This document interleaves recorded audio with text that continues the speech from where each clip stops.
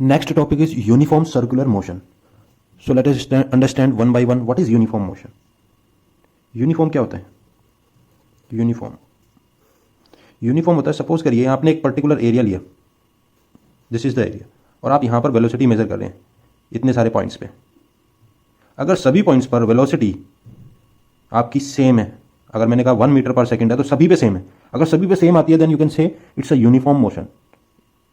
वो कैसा मोशन हुआ? Uniform motion. यूनिफॉर्म आपने देखा होगा, स्कूल में यूनिफॉर्म पहन के जाते हैं बच्चे। तो क्यों जाते हैं? जब आप उनको सभी असेंबली हॉल में खड़े होते हैं या बैठे होते हैं तो आप देखते हो सब एक जैसे दिखते हैं सभी लोग, तो आप क्या कहते हो कि यूनिफॉर्म में है, सभी बच्चे यूनिफॉर्म में है, और दैट इज द रीजन कि स्कूल में यूनिफॉर्म होती है, ड्रेस कोड होता है एक, ताकि सभी एक जैसे दिखाई दें। So this is known as uniform motion. अगर आपको यहां पर पढ़ना है ओनली यूनिफॉर्म मोशन, यानी कि कांस्टेंट वेलोसिटी, और उसमें फिर आ जाता है आपका सर्कुलर मोशन। सर्कुलर क्या है? एक सर्कुलर पाथ में आपको ऐसे घूमना है, और सपोज करिए दिस इज द वेलोसिटी, ये एक वेलोसिटी है, फिर ये वेलोसिटी यहां पर, and then this is the velocity. एक सर्कुलर मोशन हो रहा है, ऐसे गोल गोल गोल गोल घुमा जा रहा है, तो उसमें आपकी जो वेलोसिटी है which is constant through out this motion. एक तो सर्कुलर है, एक लीनियर मोशन ऐसे होता है आपका। Suppose this is x axis, one dimensional motion है, हमने ये भी पढ़ा motion in a straight line. Then फिर हमने जंप किया सीधा 2 डायमेंशन पे, जिसको हमने प्लेन का मोशन बोला। उसमें इस डायरेक्शन में भी मोशन हो रहा था, इस डायरेक्शन में भी मोशन हो रहा था, तो हमने उनको इंडिपेंडेंटली ट्रीट कर लिया, और एक बार एक्स में सोल्व किया, एक बार वाई में सोल्व किया, और यहां पर वेक्टर का जन्म हो गया, क्योंकि यहां पर डायरेक्शन थी। यहां पर एक सिंगल डायरेक्शन में चल रहा था, तो दूसरी डायरेक्शन मैटर नहीं कर रही थी, that's why we have ignored. But इसके बाद जब हम सर्कुलर मोशन में आते हैं, then again direction and magnitude both are important. और आपको अभी के लिए फिलहाल इसी चैप्टर का अगर हम बोले तो you have to study only uniform circular motion, there is no need to study non uniform motion. So uniform motion में सबसे पहले उसने बोला है आपको कि ये कांस्टेंट वेलोसिटी है, बट कांस्टेंट, देखिए यहां पे दो चीजें हैं, कांस्टेंट वेलोसिटी और कांस्टेंट स्पीड। भाई आपको वेलोसिटी को कैसे लिखते हैं आप? अगर मैं इसके ऊपर से इसको मैं ऐसे लिख दूं, देन ये क्या बन जाएगा आपका? This is speed, because it is only showing the magnitude. हमने बताया जब भी ये लगता है आपका मैग्नीट्यूड वो देता है, which means it's a speed. So वो ये कहता है कि अगर यूनिफॉर्म सर्कुलर मोशन है तो उसके अंदर वेलोसिटी कांस्टेंट नहीं हो सकती, स्पीड कांस्टेंट होगी। यूनिफॉर्म का मतलब है यहां पर, यूनिफॉर्म का मतलब है, यूनिफॉर्म मोशन का मतलब है स्पीड से, नॉट वेलोसिटी। अब इसको समझिए, वेलोसिटी क्यों नहीं है? वेलोसिटी इसलिए नहीं है बिकॉज वेलोसिटी की डायरेक्शन चेंज हो रही है। अभी यहां पर कौन सी डायरेक्शन है? Upward direction. ये फिर आपका लेफ्ट में जा रहा है, ये डाउनवर्ड डायरेक्शन है, ये राइट में जा रहा है। North south, north west, south east, इस टाइप से चल रहा है। So direction is changing continuously in the circular motion, that's why you can not say that the velocity is constant, but you can से speed is constant through out the circular motion, because velocity is a vector quantity having magnitude and direction both. Magnitude and direction both are there, so it is changing. This is constant and this is changing. So ये चीज आपको ध्यान रखनी है कि uniform का मतलब है speed constant. Some radius r, you can say its radius is r and this is the motion. इस एरो से हमें क्या पता लग रहा है? there is a motion and we have considered 2 points p and p dash. earlier हमने ऐसे ही तो लिया था जब आपने मोशन इन प्लेन स्टार्ट किया था, this is x and this is y. आपने क्या किया था कि एक ये मोशन था इस टाइप से, आपने 2 पॉइंट इस पे कंसीडर किए थे, पी एंड पी डैश, और यहां से आपने r position vector and r dash इस टाइप से लिया था। सेम थिंग यहां पर भी करेंगे सर्कुलर मोशन में। आपने 2 पॉइंट लिए, पी और एक पी डैश। अब किसी पॉइंट पर अगर मैं टेंजेंट ड्रॉ करता हूं then it will give the velocity. अगर मैंने ये पॉइंट लिया है और इस पे मैं टेंजेंट ड्रॉ करता हूं तो वो मेरे को क्या देगा? वेलोसिटी का डायरेक्शन देगा। Similarly at this point if I will draw a tangent then it will give the direction of velocity. अब मुझे डायरेक्शन मिल गया है, ये ऐसे जा रहा है, ये ऐसे जा रहा है, द डायरेक्शन इज चेंजिंग। और जैसा हमने कहा था कि वेलोसिटी कांस्टेंट है, डायरेक्शन चेंज हो रहा है, which means velocity is changing. अगर एक भी चीज चेंज होगी तो हम we can say velocity is changing, speed is constant. So if velocity will change, acceleration क्या होता है? अगर मेरा डेल्टा v चेंज होगा देन योर एक्सेलरेशन वहां पर आ जाएगा, कम इनटू द पिक्चर। अगर वेलोसिटी कांस्टेंट होगी देन एक्सेलरेशन 0 होगा। अगर ये वेरी करेगी then you will have the acceleration. Now we have to find out that acceleration, जो कि डायरेक्शन की वजह से आ रहा है। सो कहने का मतलब यह है acceleration is induced because the change in velocity, और वेलोसिटी में केवल direction change. Now our task is to find out the magnitude and direction of this acceleration. हमारा टास्क क्या है? इस एक्सेलरेशन को फाइंड आउट करने का। अभी आपने इसमें ओरिजिन से जहां पर 0 0 था then you have draw a one line. अब इसका ओरिजिन कहां पर है आपका? यहां पर है। तो आप जब यहां से यहां पर एक लाइन ड्रॉ करेंगे then it will be a r dash. Similarly this is your r, और इनका डेल्टा आर क्या होगा, जैसे यहां पर आपने जब ये ड्रॉ किया था then it was a delta r. Now let us try to understand what this diagram is trying to say. So this is my circular path, and these are the 2 points. This is P and this is P dash, and I have drawn a tangent to P and P dash because the tangent at any point will give you the velocity vector. And similarly for this one V dash, and this is the R, and R dash are the position vectors from the center of the circle. So you can see V is perpendicular to R and V dash is perpendicular to R dash, which means the delta V will be perpendicular to delta r. That's why we have drawn this line, and this is the parallel shift which is allowed for vector. This is the parallel shift for v dash. And since average acceleration is along delta v, then it will be equals to delta v upon delta t, and it will be towards the center of the circle. delta v आपका कहाँ जा रहा है, इस direction में अगर हम इसको और अंदर लेके जाए then it will go inside the circle and reach the center of the circle. So which means the acceleration will also move and act towards the center of the circle. 2D plane में भी हमने क्या किया था, जब 2D plane में जब plane motion था, सर्कुलर नहीं था, लीनियर मोशन था, तो उस केस में भी हमने क्या किया था, suppose this is the path, तो हमने यहाँ पर एक पॉइंट लिया था P, इस पे हमने टेंजेंट ड्रॉ किया ये, then point P here tangent draw किया, then velocity V and this is V and this is V dash. फिर हमने इन वेक्टर्स को पैरेलल शिफ्ट करके then this is V and this is V dash, और इनके बीच का हमने डेल्टा V कैलकुलेट किया था, and delta V will give you the direction of acceleration because change in velocity और change in velocity divided by change in time will give you the average acceleration. So average acceleration will be in line with the delta v. Same thing हमने यहाँ पर circular में किया है. Now your delta t is reducing, then what will happen? Which means this p dash point is coming closer to p. वो देख लेते हैं एक बार. Now this p dash point is coming down. Now it is coming closer to this one, and your delta t time is reducing. It is decreasing. Then its position p dash will be here, and it is r dash and r, and it will be your delta r. अभी हमने यहाँ क्या देखा था, delta v perpendicular to delta r. तो आपका ये क्या होगा, वेक्टर क्या होगा, यहाँ से सीधा आपका अगर मैं बनाता हूँ then there will be a parallel shift, this is parallel shift, and this is your delta v. Now the direction of the acceleration और the velocity is changing, delta v is changing. Now what will happen if the delta t tends to 0. उस case में क्या होगा, आपके p dash और p point जो है वो सेम हो जाएगा, and this is the direction of v, and it will also act towards the center, and this is the direction of your acceleration. आपने क्या कहा कि डेल्टा v और a की जो डायरेक्शन है वो टुवर्ड्स द सेंटर है दोनों केसेस में जब ये रिड्यूस हो रहा है. तो जब ये रिड्यूस होता है वो आपका p पे आ गया, then its direction will again towards the centre of the circle. So direction तो आपको मिल गया, डायरेक्शन ऑफ एक्सेलरेशन आपको मिल गया. Now you have to find out the magnitude क्या होगा इसका in circular motion. Now we have to find out the magnitude of acceleration. Direction we already know, it is towards the center of the circle. Now what is the magnitude? Limit delta t tends to 0, delta v divided by delta t, and this is the magnitude of delta v, because we have to find out the magnitude. Direction we already know. Now let's see this picture.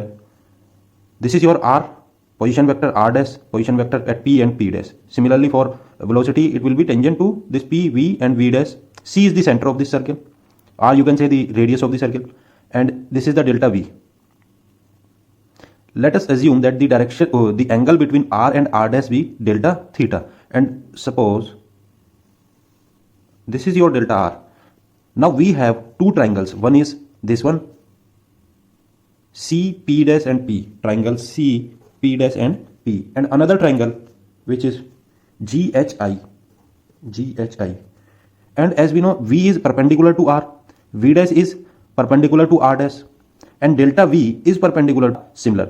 Therefore the ratio of the base length to side length for one of the triangle is equal to the another one. CPP dash में क्या होगा आपका, delta r divided by capital R will be equals to delta V divided by V, and this r is the radius of the circle, and you can say because r is also a radius, but here we are denoting the radius of the circle by capital R. Now delta V क्या हो जाएगा, V delta R upon R. Therefore A equals to limit delta t tends to 0, and this is your delta V upon delta t. Now put the value of delta V, limit V delta R delta r upon r delta t after putting this value delta v in this equation, and we got v upon r limit delta t tends to 0 delta r upon delta t. Now let us assume delta theta is very small, very small. Delta theta क्या है? बहुत ही small angle है. अगर ये छोटा होगा, ये angle, this delta theta अगर एंगल छोटा होगा, लेट अस से ये एंगल सपोज करिए मैंने बहुत छोटा कर दिया, इससे भी छोटा होगा. ये हमने एक इसका जूम इन वाला पिक्चर दिखाया. देन जो आपका यहाँ पर जो डेल्टा आर बनेगा, इट विल बी, जो ये आर्क अभी आपको कर्व दिख रहा है, then it will be a straight line. वो कैसी बन जाएगी? Straight line. दैट्स वाई यहाँ पर एक स्ट्रेट लाइन ड्रॉ किया हुआ है, क्योंकि at the end it will be A straight line. तो वो क्या बन जाएगा आपका? क्या रिलेशन बन जाएगा? Delta r equal to v delta t. So delta r equal to v times delta t. If your delta r is very small, then from here delta r upon delta t will be equals to v. Now put this value here, then you will get a equals to v upon capital R, and delta r upon delta t equals to v, and it is equals to v square by r, and this is your centripetal acceleration. एक ऐसा acceleration है centripetal which is always act towards the center of the circle, and in this acceleration you have the speed constant because we are taking uniform circular motion. यहाँ पर motion कैसा? Uniform circular motion. That's why your speed is constant but the velocity is changing because of the direction. So जो direction की वजह से जो acceleration आता है, that is centripetal acceleration.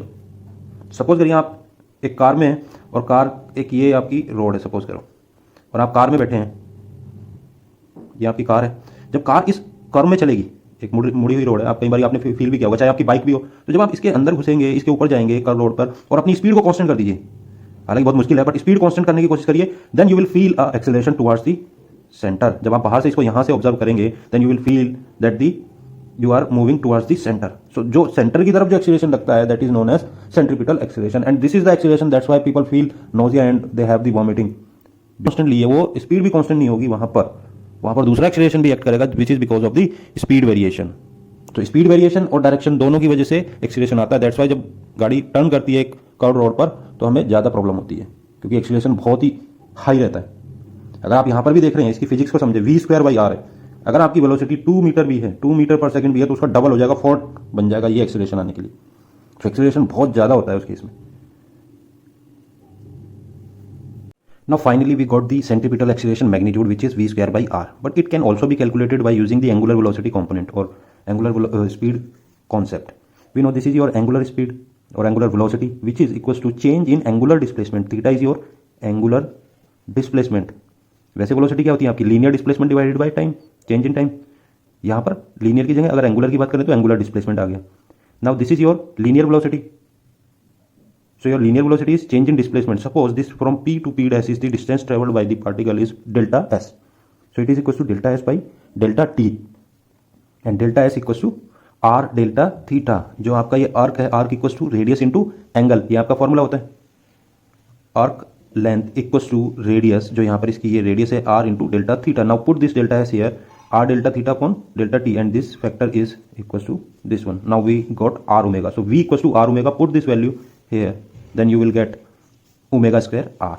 So centripetal acceleration in terms of angular speed, यहाँ पर हम speed बोलेंगे because the speed is constant for uniform motion, omega square r. So this is the relation we got. Now एक चीज और देख लीजिए कि time taken by an object to complete one revolution. अगर ये एक पूरा रिवोल्यूशन कब बनेगा? जब ये एक सर्कल बनेगा. तो इसमें जो टाइम लेता है उसको हम बोलते हैं टाइम पीरियड. उसको हम क्या बोलते हैं? Time period. एंड रिवोल्यूशन मतलब इसके जो ये चक्कर लगा रहा है, कितने चक्कर लगाता है एक सेकंड में. आप अपनी घड़ी लीजिए, उसमें एक सेकंड देखिए कब होता है, और इसके चक्कर आप कैलकुलेट करेंगे. अगर किसी भी रोटेटिंग चीज़ की, अगर आपका साइकिल का व्हील है, उसको घुमाइए पैडल से, टाइम के साथ मेजर कीजिए कि कितने व्हील हो रहे हैं उसके एक सेकंड में. तो जितने रिवोल्यूशन, जितने चक्कर वो लगा रहा है एक सेकंड में, दैट इज योर फ्रीक्वेंसी. वो क्या होगी? आपकी फ्रीक्वेंसी होगी. किसी भी चीज़ की हो सकती है. तो सर्कुलर मोशन है, अगर मैं कहूँ कि एक साइनसोइडल मोशन है, इस तरीके से चल रहा है. जनरली आपने ऐसे देखी होंगी फ्रीक्वेंसी. जो हम ईसीजी भी देखते हैं उसमें क्या है? इस टाइप से फ्रीक्वेंसी चलती है, इस टाइप से. तो ये जो यहाँ से लेके यहाँ तक का जो है, सपोज करिए मैं कह रहा हूँ इसको 1 सेकंड है, इस 1 सेकंड में ये साइकिल आप काउंट करेंगे 1 2 3 4 5 6 7 8 9, सो इसकी फ्रीक्वेंसी होगी 9 हर्ट्ज, इसका यूनिट रहता है, या 1/t हम इसको लिखते हैं तो पर सेकंड, रिवोल्यूशन पर सेकंड। तो इस टाइप से हम फ्रीक्वेंसी कैलकुलेट करते हैं। तो फ्रीक्वेंसी में कभी भी कंफ्यूज नहीं होना है, फ्रीक्वेंसी और एंगुलर स्पीड में कभी भी कंफ्यूजन नहीं होनी चाहिए। So in terms of frequency हम कैसे लिखेंगे इसको? Now we know v equals to, so velocity आपका क्या होगा यहाँ पर डिस्टेंस आता है 2 pi into r, so this is 2 pi into r, sorry this is distance upon time, so 2 pi r divided by time and 1/t revolution per second is your frequency, and it is also you can write f equals to 1/t, so it will be equals to 2 pi r f. So we got velocity in terms of frequency is 2 pi r into frequency. Now we know, क्या जानते हैं हम, v equals to क्या होता है आपका r omega, v equals to r omega from equation 1 and 2, आप इसको इसके इक्वल लिखेंगे, then you will cancel r and r, then you will get omega equals to 2 pi f. This is your angular velocity. Now in terms of frequency you can write your acceleration, you can write here ac v square, this is your v, 4 pi square v square, sorry f square into r, r square r से r cancel हो जाएगा, then you will get in terms of frequency this is your centripetal acceleration.